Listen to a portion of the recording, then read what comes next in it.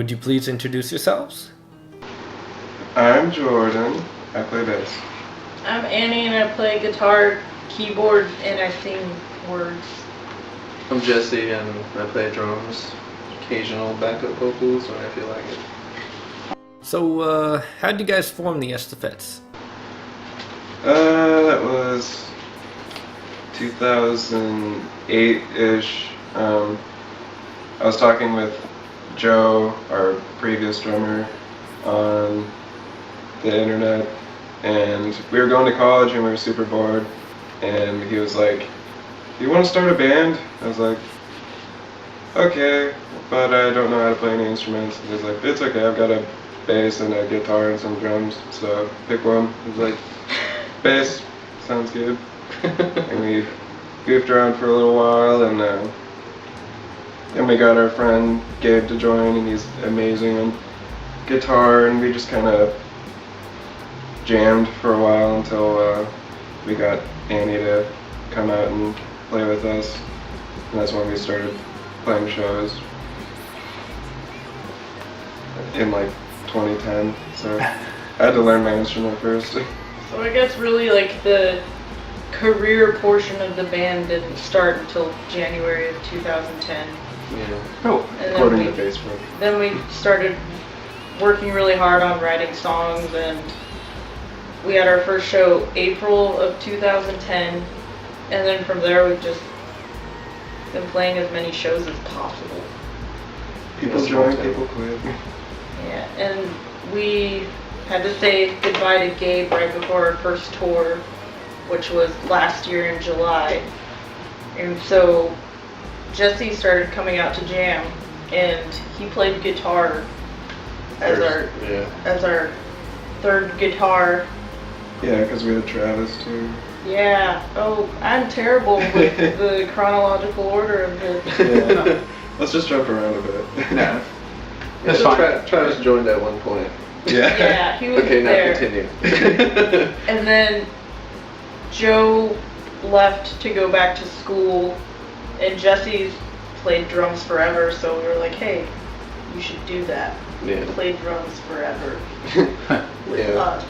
Yeah, my wife and her were like pretty good friends in high school, and so I had gone to a few of their shows even before I was even considered to be a member, which was kind of a shock at first because it was like I could always picture myself being a part of that because like I had been in bands before, but whenever Gabe had to do his thing with his life right before the tour, like she asked me and I was like, yeah, like nervously, but like I'm ready for it, so I couldn't even.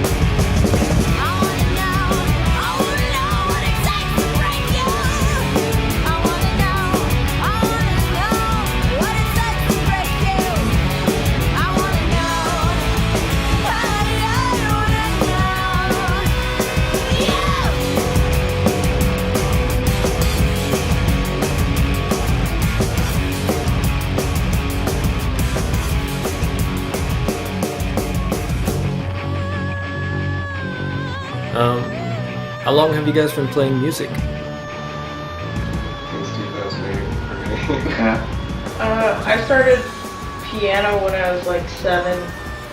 Then I got a bass for Christmas from my dad. when I was in 6th grade.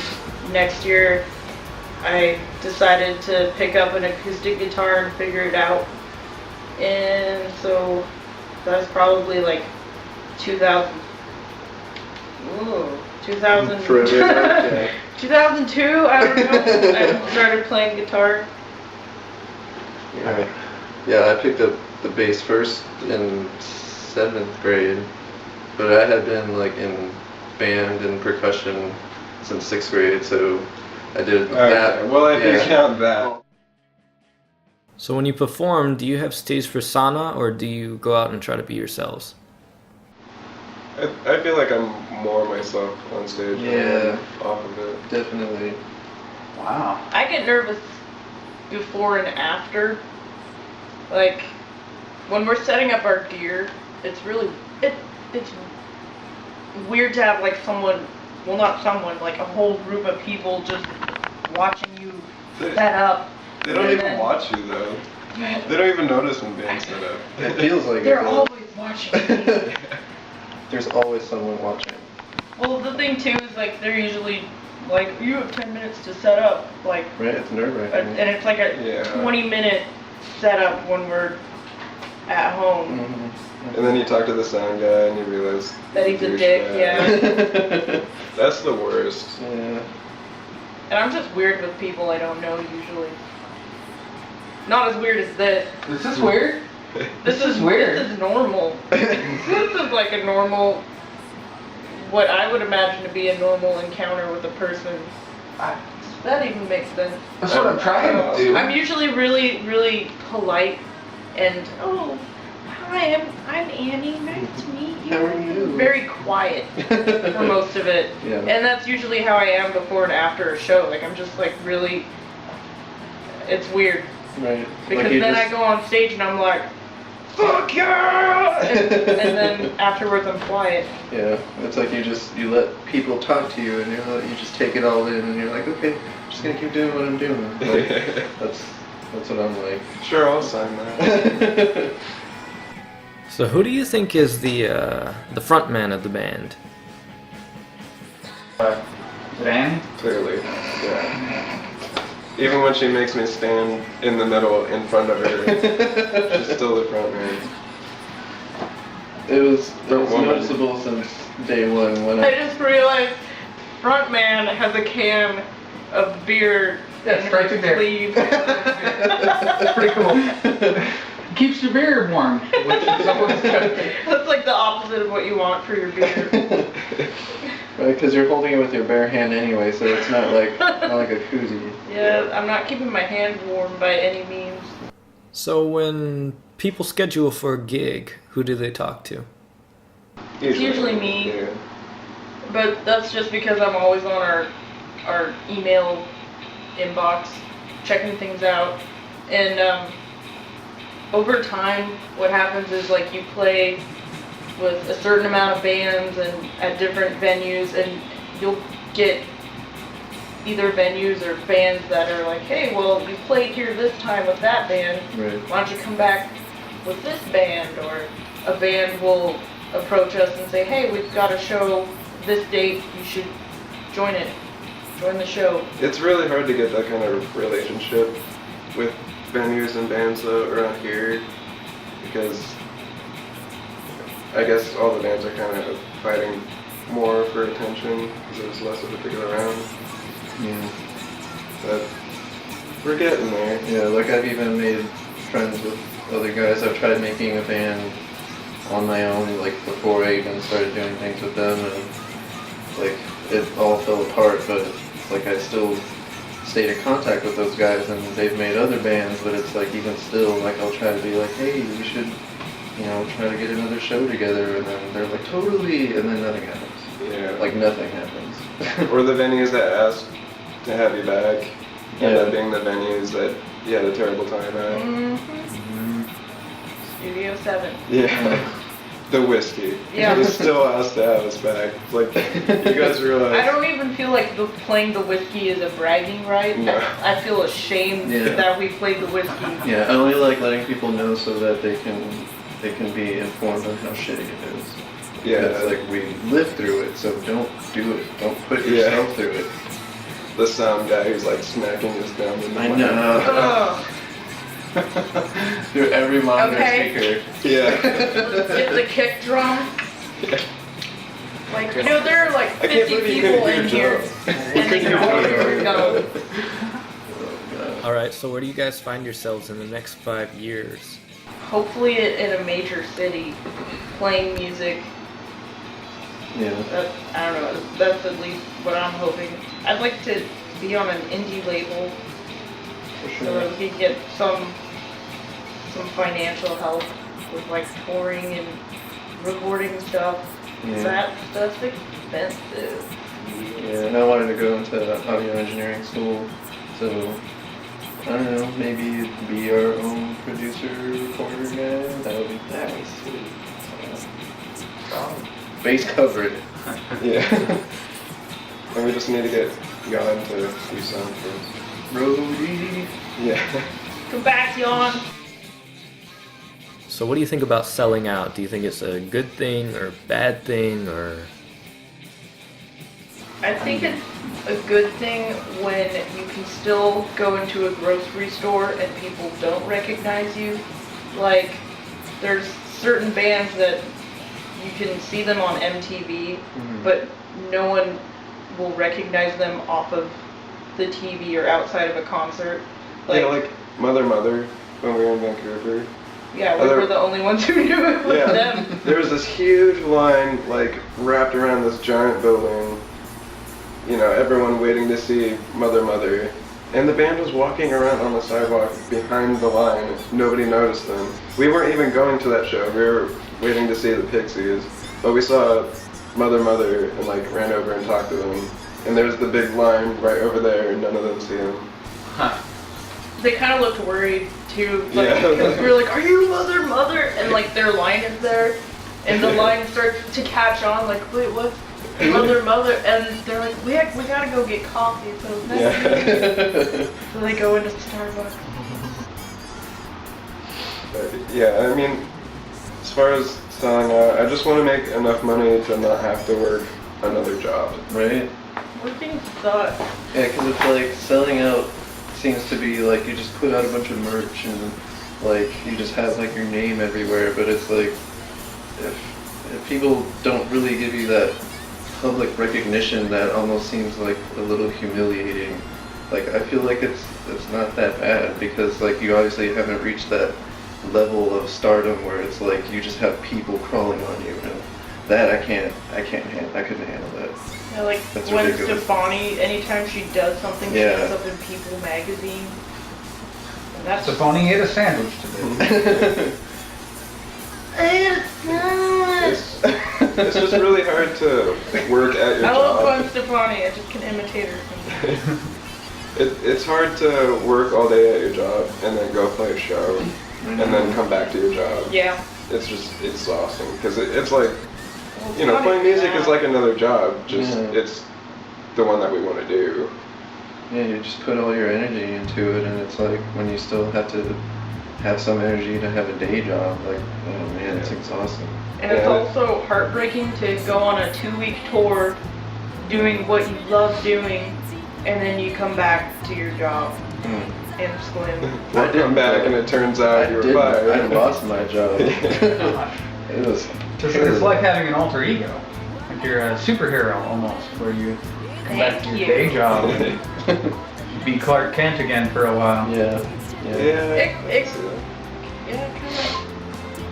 It's weird though because a lot of, well, some of your coworkers too, like they will treat you a little differently because you play music, and I think it's because a lot of them just kind of assume that okay, they're a musician. They act like they're an 80s hair metal band. Like Coke is expensive and it's bad for you, Definitely. and So drink Pepsi. Pepsi. So what are some of the difficulties that you face as a band? Pay to play venues. Yeah, that's the worst one. You put in money just to get your foot through the door? Well, it's sneakier than that though, It because is. what they do is they tell you. Sell this many tickets and Yeah. you get 20% of the ticket sales. If that. But if you don't sell enough tickets, you have to buy the rest of the tickets to get in. Yeah. So, Yeah. Sometimes they'll have you sign a contract saying that I will sell 30 tickets at $10 a piece, and so if you sell 15, you have to buy the other 15, otherwise they won't let you play. And you can't. You basically, if you didn't buy that other half of tickets, then you'd have to go around and return everybody's money. and then some places it gets even worse, like the Whiskey or Go-Go, where like if you break your contract and end up not showing up, See. or you just don't sell enough tickets, Mm-hmm. you have to pay them $500, or yeah, they'll sue. Wow. Yeah. Which is ridiculous because another thing about those pay-to-play shows is they get just a ridiculous number of bands on the bill, like 8, 9 bands. So you you don't even get much playtime. And there are all these Like bands that are half paying hour. into it. So the venue gets a ton of money, and And the you bands might get nothing. still end up owing them money. Yeah, and like you hardly even get heard. Like when you play with 7 or 8 other bands, like Yeah. nobody's gonna remember you. All right, so how much is your average expenses for a show? Depends on where it's at. Yeah. If it's in Seattle, It's like Um, it's probably like a total of $150 on gas, because we'll take the band van full of the gear, and then Jesse will take his car with his wife and sometimes our friend Megan. Yeah. And so you've got 2 separate vehicles and the gas for that. People usually get hungry on the way to the show, so let's say like Yeah. another 20 to $30 in food. And then especially if we work, then we have to, you know, pack a lunch. work, Yeah. and then we don't have time to make food or whatever, or if we need to do grocery shopping, just end up having to go fast food, so it's expensive. And then we usually get paid in Seattle $20. Yeah. So we're spending like $180 to go play a show, basically. But goddamn, it's so fun. It's so fun. The It's- board was awesome. That was. It's worth it, but it's definitely expensive. So And what some are places are better than others. It's definitely not a self-sustaining lifestyle for us. We Yeah. have to work to make it work. But it depends on where you play and who you play with too, because sometimes the other bands will be like, hey, we know you spent a ton of money on gas, so you get all the money from tonight. Or like the venue will say like, normally we take this cut, but you guys can have some of that to pay for gas.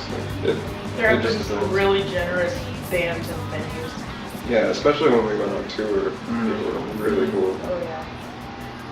So, what are the most profitable shows that you play? Like, what type of shows do you make the most money on?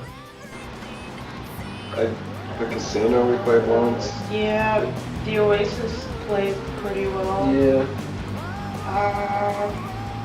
It's really hard to say. Oh, what about before they closed? The Bohemian Lounge, No, not. Caffeinated Yeah, Clothier. the caffeinated right. Clothier Which was really good. I'm yes. glad that we kind of feels like that was a brainstorm, because now I realize our most profitable shows are usually at the venues that are like community driven, like the Caffeinated Clothier. They had a lot of volunteers and just they did a lot for the community. And like the Morgue, that's a volunteer-based venue. That's the And yeah, and they paid us really well.